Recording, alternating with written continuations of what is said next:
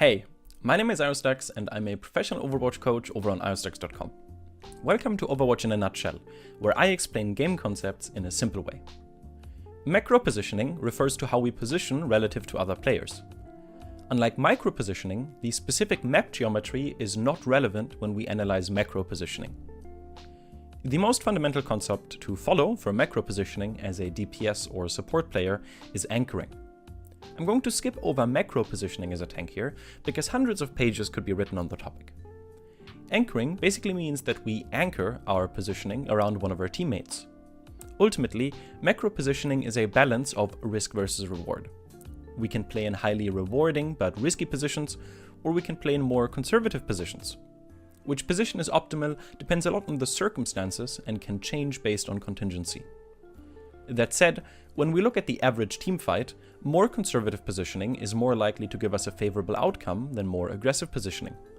It's a classic case of learning how to follow the rules first before learning how to break them. The rule in this case is anchoring. Anchoring is very simple.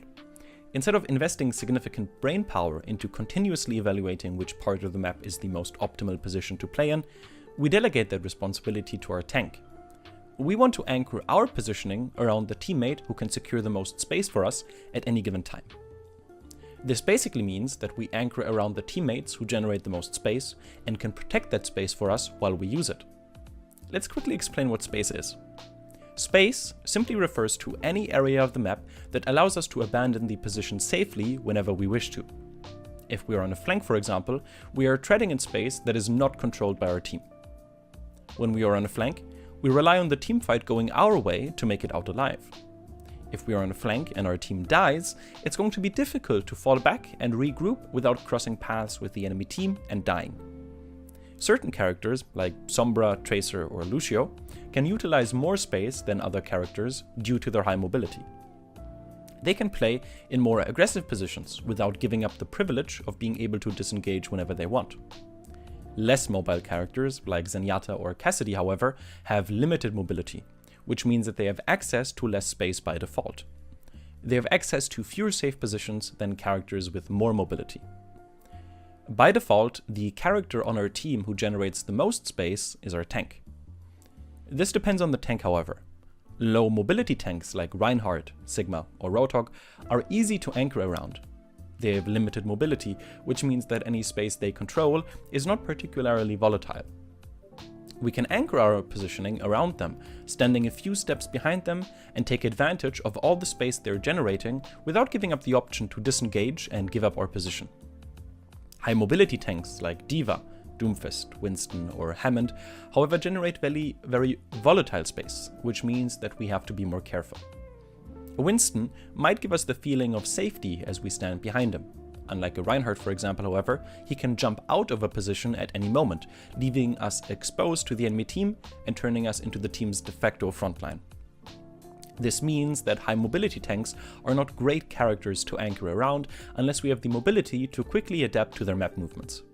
For example, a character like Ashe has her coach gun, allowing her to utilize the volatile space created by a D.Va, for example, while being able to quickly disengage with her coach gun should her tank decide to give up the space spontaneously. A character like Junkrat can take advantage from the space to close the gap and make landing his shots easier, and then use his mines to jump out when the space is no longer viable to utilize. So to summarize, as a DPS or support, you need to think about how volatile the space you can play in can be based on your ability to quickly disengage and who on your team generates the most space at the desired volatility level. As Bastion, you want very safe space that is not volatile.